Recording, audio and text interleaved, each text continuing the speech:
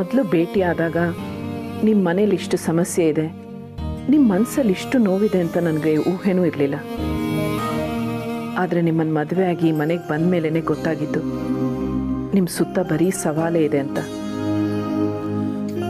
ನಿಮ್ಮ ಸ್ನೇಹಿತೆಯಾಗಿ ನಾನು ನಿಮ್ಮ ಜೊತೆಲೇ ನಿಂತು ಎಲ್ಲ ಸವಾಲನ್ನು ಎದುರಿಸ್ತೀನಿ ಮಾಧವ್ ಅವರೇ.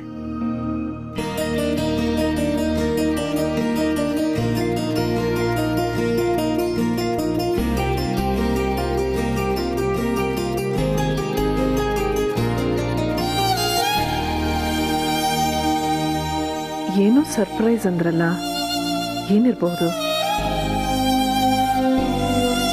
ಚೆನ್ನಾಗಿ ನಿದ್ದೆ ಮಾಡ್ತಾ ಇದ್ದಾರೆ, ತೊಂದರೆ ಕೊಡೋದು ಬೇಡ, ಆಮೇಲೆ ಕೇಳಿದ್ರಾಯ್ತು.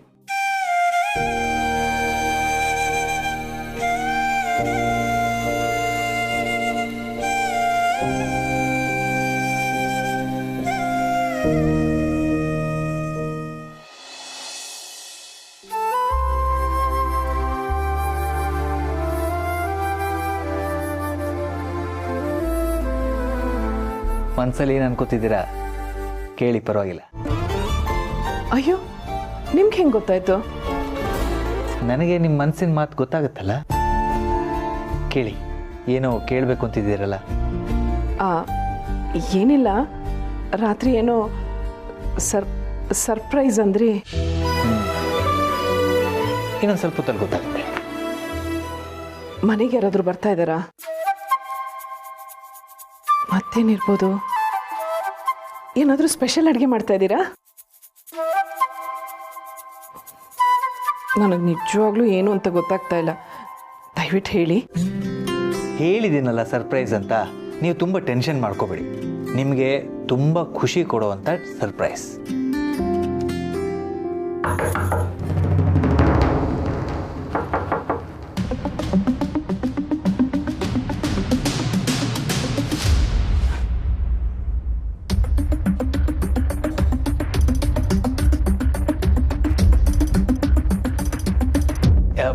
ಪ್ರಾಣಾಯಾಮ ಮಾಡ್ತಾ ಇದ್ವಿ.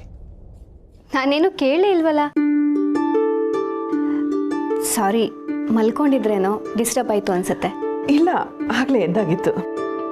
ನೀವು ಯಾವಾಗಲೂ ಕಾಫಿ ತೊಗೊಂಡು ಹೋಗಕ್ಕೆ ಬರ್ತಿದ್ರಲ್ಲ, ಇವತ್ತಿನ್ನೂ ಬರ್ದಿದ್ದು ನೋಡಿ ನಿಮ್ಗೆ ಹುಷಾರಿಲ್ವೇನೋ ಅಂತ ನೋಡ್ಕೊಂಡು ಹೋಗಿ ಬಂದೆ. ಹಾಗೇನಿಲ್ವಲ್ಲ, ಚೆನ್ನಾಗೇ ಇದ್ದೀನಿ. ನಿನ್ನೆ ರಾತ್ರಿ ಚಳಿಲಿ ಬೆಳ್ದಿಂಗ್ಳು ಊಟ ಮಾಡ್ತಿದ್ವಲ್ಲ, ಶೀತ ಆಯ್ತೇನೋ ಅಂದ್ಕೊಂಡೆ. ಹಾಗೇನಿಲ್ಲ, ಅದು ಮಾಧವ್ ಅವ್ರ ಜೊತೆ ಮಾತಾಡ್ತಾ ಇದ್ನಲ್ಲ, ಹಾಗಾಗಿ ತಡ ಆಯಿತು. 1-2 ನಿಮಿಷ ಬಂದ್ಬಿಡ್ತೀನಿ. ಪರವಾಗಿಲ್ಲ, ನಿಧಾನಕ್ಕೆ ಬನ್ನಿ. ನಾನೇ ಇವತ್ತು ಬೇಗ ಎದ್ದೆ. ಅವಿ ಇದ್ದಿದ್ರಲ್ಲ, ಹಾಗಾಗಿ ನನಗೂ ಎಚ್ಚರ ಆಗೋಯ್ತು. ಏನು ಅವಿ ಇಷ್ಟು ಬೇಗ ಎದ್ಬಿಟ್ನಾ? ಎದ್ದಿದ್ದು ಅಲ್ಲದೆ ಕಾಫಿ ಬೇರೆ ಅವರೇ ಮಾಡಿದ್ದಾರೆ. ಹಾಂ, ಸಾರ್ಥಕ ಆಯಿತು. ನನ್ನ ಮಗ ಕಾಫಿ ಮಾಡೋದು ಕಲ್ತ್ಬಿಟ್ನಲ್ಲ.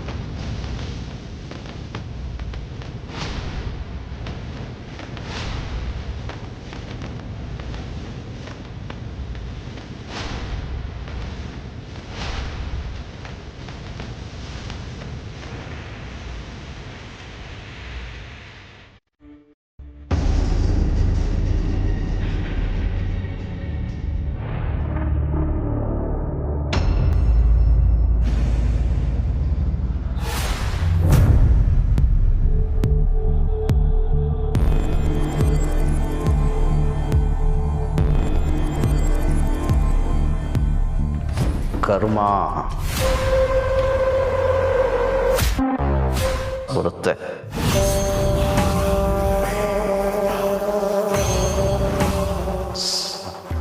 ಸಾವು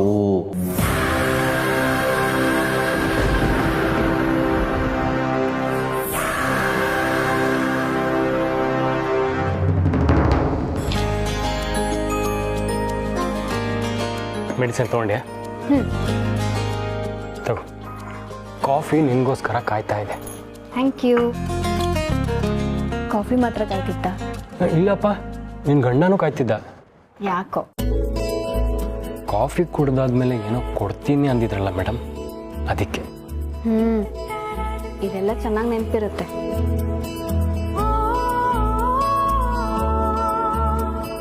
ಅದು ಸರಿ, ರೂಮಿಗೆ ಹೋಗಿದೆಯಲ್ಲ, ಹೇಗಿದ್ದಾರೆ? ಹುಷಾರಾಗಿದ್ದಾರೆ? ಆರಾಮಾಗಿದ್ದಾರೆ. ಪರವಾಗಿಲ್ವೇ? ಕಾಳಜಿ ಇದೆ ನಿಮ್ಗೂ.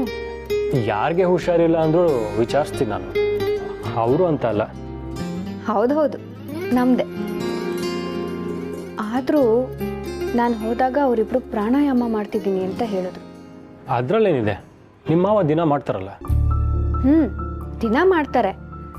ಆದರೆ ಇವತ್ತು ಅವರು ಸುಳ್ಳು ಹೇಳಿದ್ರು ಅಂತ ನನಗೆ ಗೊತ್ತಾಯಿತು. ವಾಟ್? ಅದ್ರಲ್ಲಿ ಸುಳ್ಳು ಹೇಳೋಕ್ಕೇನಿದೆ? ಅವ್ರಿಗೆ ನನ್ನಿಂದ ಏನೋ ಮುಚ್ಚಿಡಬೇಕಿತ್ತು ಅನ್ಸುತ್ತೆ, ಅದಕ್ಕೆ ಹಾಗೆ ಹೇಳಿದ್ರು. ಏನು ಹೇಳ್ತಿದ್ಯಾ? ನಿನ್ನಿಂದ ಏನು ಮುಚ್ಚಿಡಬೇಕು?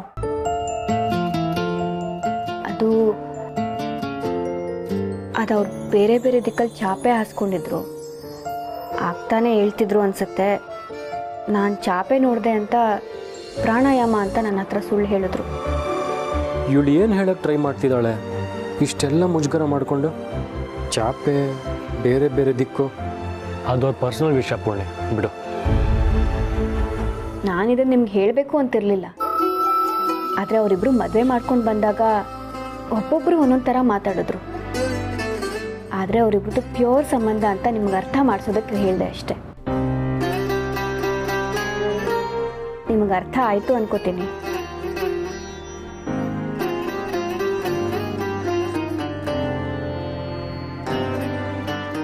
ಕಾಫಿ ಆರೋಗುತ್ತೆ.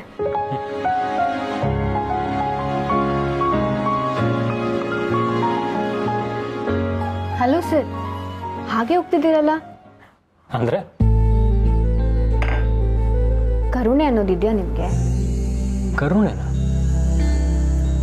ಹೆಂಡತಿ ಒಬ್ಬಳೇ ಇದ್ದಾಳೆ, ಸುತ್ತಮುತ್ತ ಯಾರೂ ಇಲ್ಲ, ಆದರೂ ಹಾಗೆ ಹೋಗ್ತಿದ್ದೀರಲ್ಲ? ಅರ್ಥ ಆಗಿಲ್ಲ. ನಿಜವಾಗ್ಲೂ ಕಾಫಿ ಹೇಗಿತ್ತು? ಅದ್ಭುತವಾಗಿತ್ತು. ಆಗಲೇ ಮಾತು ಕೊಟ್ಟಿದ್ದಲ್ಲ, ಕಾಫಿ ಚೆನ್ನಾಗಿದ್ರೆ ಏನೋ ಕೊಡ್ತೀನಿ ಅಂತ. ಹೌದಾ? ನಾನು ಹಂಗೆ ಹೇಳಿದ್ನಾ? ನೀನು ಕೊಡದೇ ಇದ್ರೂ ಹೇಗೆ ಕೊಡ್ಸ್ಕೋಬೇಕಂತ ನನಗೆ ಗೊತ್ತು.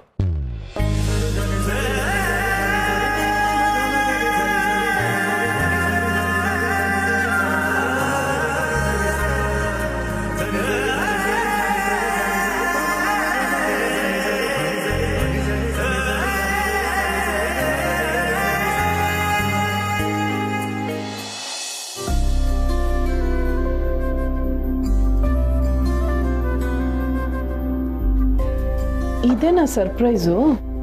ಅಯ್ಯೋ ದೇವ್ರೆ, ನಿಮ್ಮ ತಲೆಯಲ್ಲಿ ಬರೀ ಅದೇ ತುಂಬ್ಕೊಂಡಿದೆಯಲ್ಲ. ಹಾಂ, ಹೌದು, ಮತ್ತೆ ನನಗೆ ಕುತೂಹಲ ಆಗ್ತಾಯಿದೆ ಅದಕ್ಕೆ. ಸರಿ, ಹಾಗಾದರೆ ಹೇಳ್ತೀನಿ. ಆದರೆ ಅದಕ್ಕೆ ನೀವು ಒಂದು ಒಗಟು ಬಿಡಿಸ್ಬೇಕು. ಹೂವಿಗೆ ಹೂ ಮುಡಿಸಿದ್ರೆ ಏನಾಗುತ್ತೆ?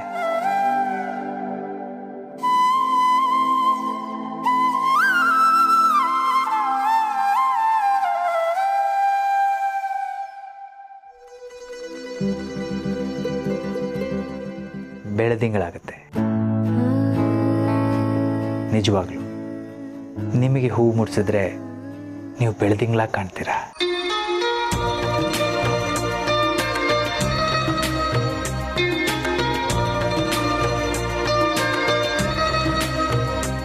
ಹೋಗ್ಲಿಕ್ಕೆ ಸಾಕು, ಸರ್ಪ್ರೈಸ್ ಏನು ಅಂತ ಹೇಳಿ.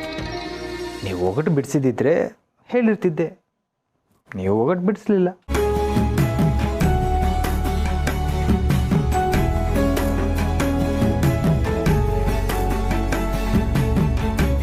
ಎಷ್ಟು ನೋವಿದ್ರು ಯಾವಾಗಲೂ ಹೀಗೆ ನಗ್ತಾ ಇರ್ತೀರಲ್ಲ? ಯಾವಾಗಲೂ ಹಾಗೆ ತುಳಸಿಯವರೇ. ನಮ್ಮ ನೋವಿಗೆ ನಮ್ಮನ್ನು ನೋಡಿ ಪಾಪ ಪ್ರಜ್ಞೆ ಆಗ್ಬೇಕಂತೆ, ಅದಕ್ಕಾದರೂ ನಗ್ತಾ ಇರಬೇಕು. ಜಗತ್ತಲ್ಲಿ ನಮಗಿಂತ ನೋವು ಕಂಡಿರೋರು, ಕಾಣ್ತಿರೋರು ಎಷ್ಟೋ ಜನ ಇರ್ತಾರೆ. ದೇವರು ನಮಗಿಷ್ಟಾದರೂ ಖುಷಿ ಕೊಟ್ಟಿದ್ದಾನಲ್ಲ ಅಂತ ಅನ್ಕೋಬೇಕಲ್ವಾ? ಹಾಗನ್ಕೊಂಡಾಗ ತನ್ನಿಂತಾನೇ ನಗು ಬರುತ್ತೆ. ಸತ್ಯ ಮಾಧವ್ ಅವರೇ. ಹೌದು ಮಾಧವ್ ಅವರೇ, ನಗಬೇಕು ಅಂತ ಬೇಜಾರಲ್ಲಿ ಹೇಳಿದ್ರೆ ಹೇಗೆ? ಬೆಳೆದಿಂಗಳು ಅಂತ ಕರೆದ ಮೇಲಾದರೂ ನಗಬೇಕಲ್ವಾ?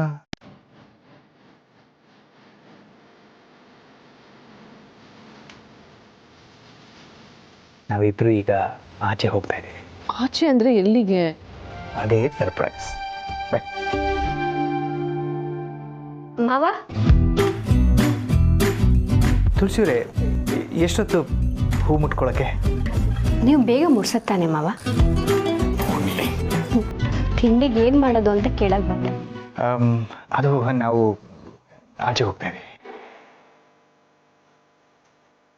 ನೋಡು ಪೂರ್ಣಿ, ಇದಕ್ಕಿದ್ದಂಗೆ ಆಚೆ ಹೋಗೋಣ ಅಂತ ಇದ್ದಾರೆ. ಇನ್ನು ತಿಂಡಿಗೆ ಏನು ಅಂತ ಯೋಚನೆ ಮಾಡಿಲ್ಲ. ಆಮೇಲೆ ಊಟಕ್ಕೆ ರೆಡಿ ಮಾಡಬೇಕು. ಅಮ್ಮ, ಅದೆಲ್ಲ ನಾನು ನೋಡ್ಕೊಳ್ತೀನಿ. ಮಾವ ಅಪರೂಪಕ್ಕೆ ಆಚೆ ಹೋಗೋಣ ಅಂತಿದ್ದಾರೆ, ಹೋಗಿ ಬನ್ನಿ.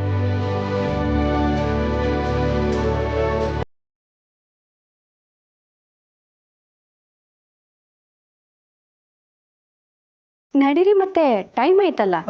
ಹೌದಲ್ಲ, ಬರ್ರಿ.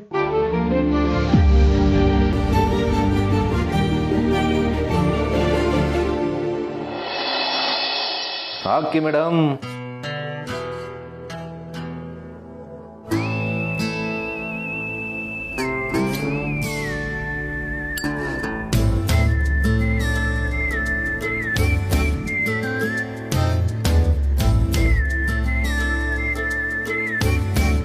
ಯಾಕೆ ಚೆನ್ನಾಗಿಲ್ವಾ? ಚೆನ್ನಾಗಿದೆ, ಆದರೆ ಅಮ್ಮ ಮಾಡೋ ಅಷ್ಟೇನು.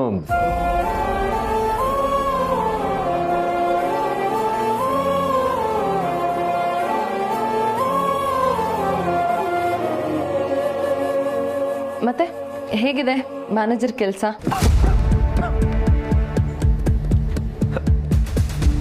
ಮ್ಯಾನೇಜರ್ ಕೆಲಸ ಅಂದರೆ ಕೇಳಬೇಕಾ?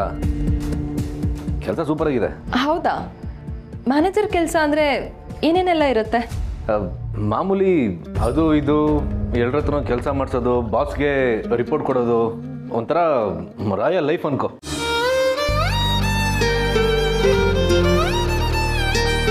ಯಾಕೋ ಒಂದು ಸುಳ್ಳು ಮುಚ್ಚೋಕೆ ಇಷ್ಟೆಲ್ಲ ಸುಳ್ಳು ಹೇಳ್ತಿದ್ಯಾ?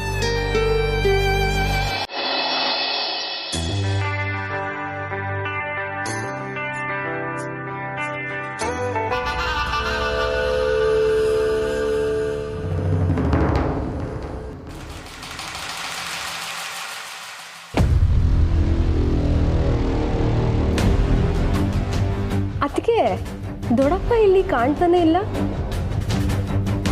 ಮಾವ ಮತ್ತೆ ಅಮ್ಮ ಎಲ್ಲೋ ಆಚೆ ಹೋಗಿದ್ದಾರೆ. ಆಚೆಗ? ಎಲ್ಲಿ? ನಿಧಿ, ಹಾಗೆಲ್ಲ ಕೇಳ್ತಾರ? ಏನೋ ಕೆಲಸ ಇರುತ್ತೆ, ಹೋಗಿರ್ತಾರೆ ಅಲ್ವಾ ಪೂರ್ಣಿ? ಗೊತ್ತಿಲ್ಲ ಅತ್ತೆ.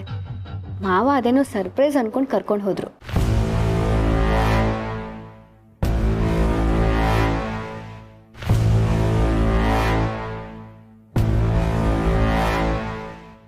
ಅತ್ತೆ, ಒಂದು ನಿಮಿಷ ಬಂದೆ.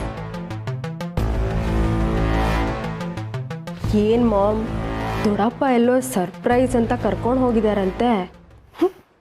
ಇಬ್ರು ಯಂಗ್ ಕಪಲ್ ಥರ ಖುಷಿಯಾಗಿರ್ತಾರಪ್ಪ. ಆದರೂ ಏನು ಮಾಮ್, ಇವಾಗಂತೂ ದೊಡ್ಡಪ್ಪ ನಿಂಗೆ ಏನೂ ಹೇಳೋದೇ ಇಲ್ವಲ್ಲ. ಮೊದಲಾಗಿದ್ದಿದ್ರೆ ಎಲ್ಲಿ ಹೋದ್ರೂ ನಿಂಗೆ ಹೇಳಿ ಹೋಗೋರು.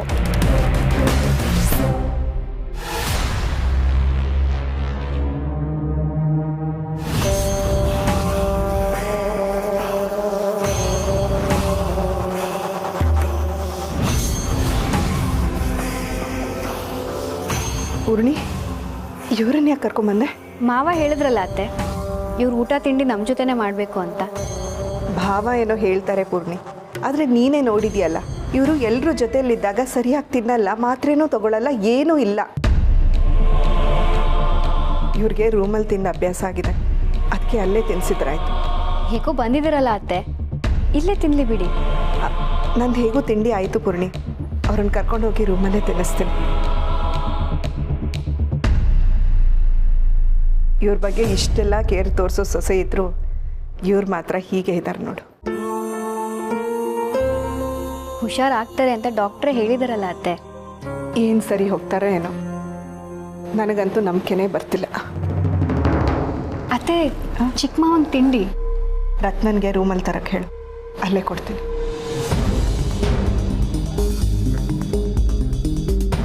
ಚಿಕ್ಕ ಮಾವ ಇಲ್ಲೇ ತಿಂಡಿ ತಿಂತಾರೆ ಅಂದರೆ ಅತ್ತೆ ಯಾಕೆ ಹೀಗೆ ಕರ್ಕೊಂಡು ಹೊರಟ್ಬಿಟ್ರು? ಶಬಾಷ್! ನನ್ನ ಲೈಫಲ್ಲಿ ತುಂಬಾ ಜನ ಲವ್ ಮಾಡಿ ಕೇಳಲೆ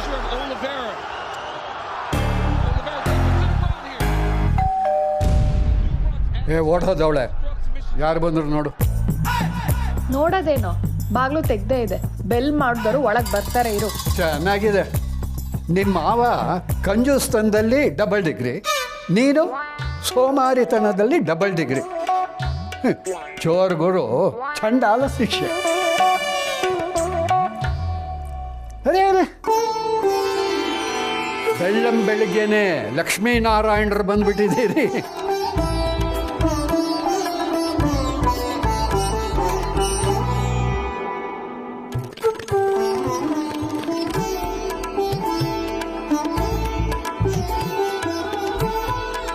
ಅಮ್ಮ,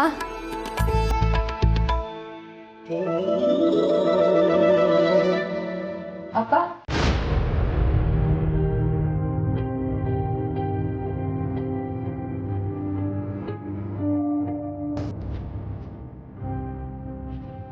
ಹೇಗಿದೆಯಾ ಸಂಧ್ಯಾ? ಏನೋ ಪರವಾಗಿಲ್ಲ ಅಮ್ಮ. ಅವಳಿಗೇನು, ಚೆನ್ನಾಗೇ ಇರ್ತಾಳೆ. ಅವಳು ಮನೇಲಿ ಇರೋದ್ರಿಂದ ನಾವೆಲ್ಲ ಹೇಗಿದ್ದೀವಿ ಅಂತ ನಿನ್ನ ಅಮ್ಮನ ಕೇಳಬೇಕು.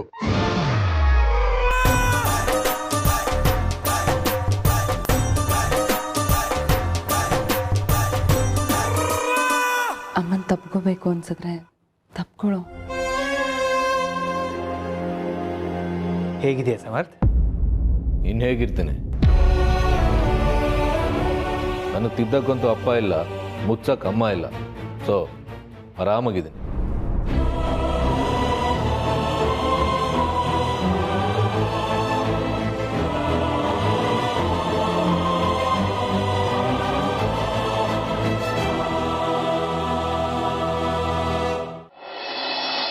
ನೀವೇನೇ ಹೇಳಿ ಅಮ್ಮ, ನನಗಂತೂ ನಿಮ್ಮಷ್ಟು ಚೆನ್ನಾಗಿ ಚಪಾತಿ ಮಾಡೋಕೆ ಬರೋದೇ ಇಲ್ಲ.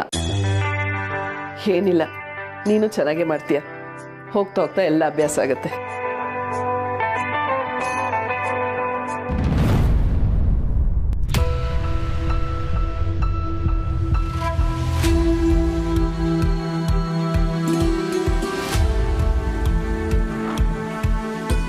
ಅಮ್ಮ ಮಾಡ್ದ ಹಾಗೆ ಚಪಾತಿ ಮಾಡಕ್ ಬರಲ್ಲ ನಿನಗೆ ಅಂತಿರ್ತೀಯಾ?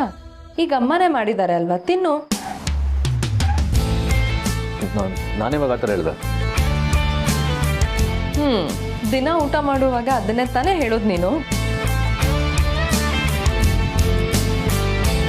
ಹೌದು, ಇಷ್ಟೊತ್ತಾದ್ರೂ ಆಫೀಸ್ಗೆ ಹೋಗದೆ ಏನು ಇಲ್ಲೇ ಕೂತಿದ್ಯಾ? ಲೇಟ್ ಆಗೋದ್ರೂ ನಡೆಯುತ್ತೆ. ಹಾ, ಅಮ್ಮ ಬಂದಿದ್ದಾರೆ, ಲೇಟಾಗಿ ಹೋಗ್ತೀನಿ ಅಂತ ಹೇಳು, ಪರವಾಗಿಲ್ಲ. ಸುಮ್ಮನಿರ್ತೀಯಾ? ಇವಳೊಬ್ಳು. ಹೋಗ್ಲಿ ಬಿಡು. ಇನ್ನೊಂದು ಸ್ವಲ್ಪ ಪಲ್ಯ ಹಾಕ್ಲಾ? ಆದರೆ ಅಮ್ಮ ಮಾಡೋಷ್ಟೆಲ್ಲ ಚೆನ್ನಾಗಾಗಿಲ್ಲ. ಏನಿಲ್ಲ, ನೀನು ಚೆನ್ನಾಗೇ ಮಾಡ್ತೀಯ. ಇನ್ನು ಕೆಲವರು ಶ್ರೀಮಂತರು ಮಕ್ಳಿಗೆ ಮಾತ್ರ ಅಡುಗೆ ಮಾಡೋದು.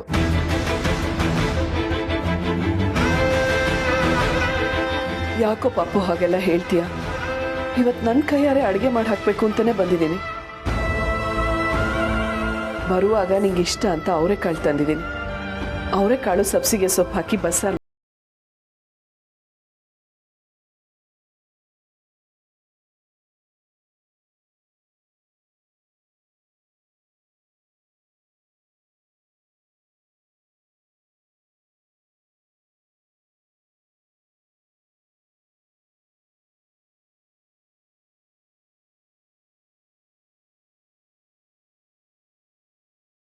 ಗೊತ್ತಾಯ್ತಾ? ಏನಂತ ಒಂದು ರಾತ್ರಿ ಎಲ್ಲ ಅಮ್ಮ ಅಮ್ಮ ಅಂತ ಕನ್ವರ್ಸ್ತಾ ಇದ್ದೆ.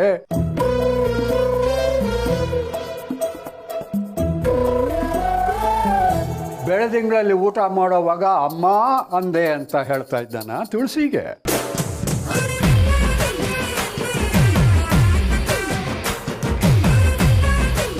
ತಾತ ಇಂದರದಲ್ಲ ಏನೋ ಹೇಳ್ಬಿಡಿ ನೀವು. ನೆಗೆದು ಬಿತ್ತು. ಈ ದತ್ತ ಯಾವಾಗಲೂ ಇದ್ದಿದ್ದನ್ನ ಇದ್ದ ಹಾಗೆ ಹೇಳೋನು. ಆಯ್ತು ನೀನೀಗ ಪಂಚಾಯತಿ ಶುರು ಮಾಡಬೇಡ, ನನಗೆ ಆಫೀಸಿಗೆ ಲೇಟ್ ಆಯ್ತು, ನಾನು ಹೊರಡ್ತೀನಿ.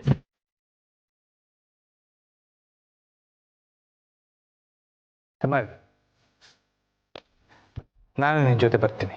ಯಾವ ಖುಷಿಗೆ? ಸ್ವಲ್ಪ ಕೆಲಸ